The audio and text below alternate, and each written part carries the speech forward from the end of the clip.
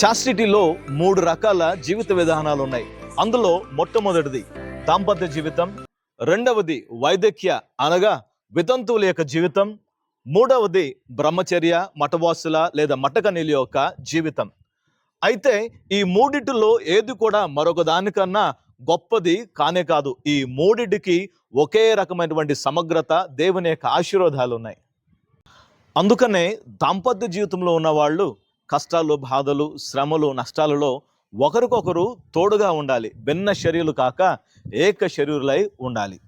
అదేవిధంగా వైదక్య వితంతు జీవితంలో ఉన్న వాళ్ళు నైతిక చట్టాన్ని అనుసరిస్తూ జీవించాలి. ఇకపోతే మూడవది కాన్సక్రేటెడ్ సెలిబసీ, వెర్జినిటీ ఎంచుకున్న వాళ్ళు తమ యొక్క శరీరాన్ని, ఆత్మను, మనసును, హృదయాన్ని సంపూర్ణంగా దేవునికి మాత్రమే సమర్పణ చేయాలి.